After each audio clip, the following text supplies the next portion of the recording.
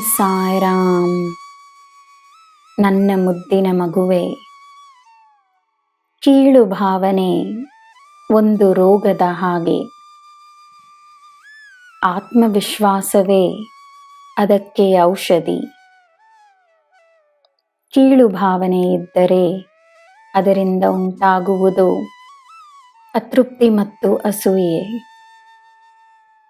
ಮನುಷ್ಯನು ತನ್ನ ಕೀಳು ಭಾವನೆಯನ್ನು ತೋರಿಸಲು ಆಗದೆ ಅದನ್ನು ಮುಚ್ಚಿಡಲು ಪ್ರಯತ್ನಪಟ್ಟರೂ ಅದು ದುಃಖ, ಕೋಪ, ಅಹಂಕಾರ, ಅಸೂಯೆ ಇವುಗಳ ರೂಪದಲ್ಲಿ ಕಾಣಿಸಿಕೊಳ್ಳುತ್ತದೆ.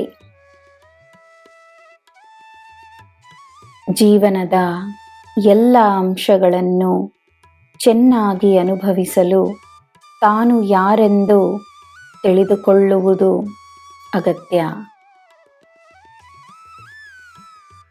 ತನಗೆ ತಿಳಿಯದೆ ಹೋದರೆ ಬೇರೆಯವರಿಂದ ತಿಳಿದುಕೊಳ್ಳುವ ಪರಿಸ್ಥಿತಿ ಬರುತ್ತದೆ. ಬೇರೆಯವರಿಂದ ತಿಳಿದುಕೊಳ್ಳಲು ಹೋದರೆ ತಾನು ಎಲ್ಲರಿಗಿಂತ ಶ್ರೇಷ್ಠ ಅಥವಾ ತಾನು ಅವರಿಗಿಂತ ಕೀಳಾಗಿರುವ ಹಾಗೆಯೇ ಕಾಣಿಸುತ್ತದೆ. ಬೇರೆಯವರೊಡನೆ ತನ್ನನ್ನು ಹೋಲಿಸಿಕೊಂಡರೆ ನೆಮ್ಮದಿಯಾಗಿರಲು ಹೇಗೆ ಸಾಧ್ಯ?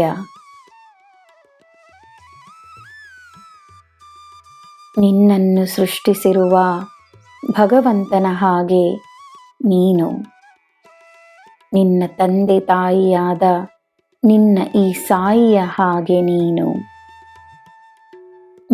ಅನನ್ಯ, ನೀನು ಸುಂದರ ಎನ್ನುವ ಅರಿವು ನಿನ್ನಲ್ಲಿರಲಿ.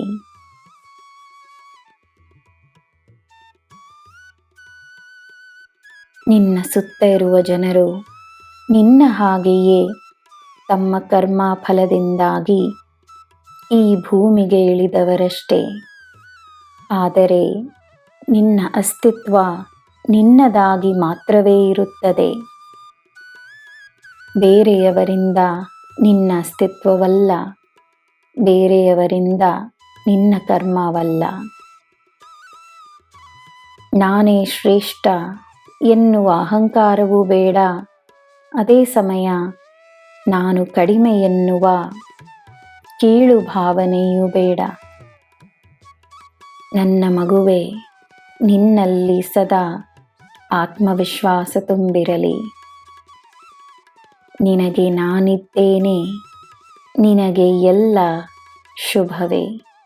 ಜೈ ಸಾಯಿರಾಮ್.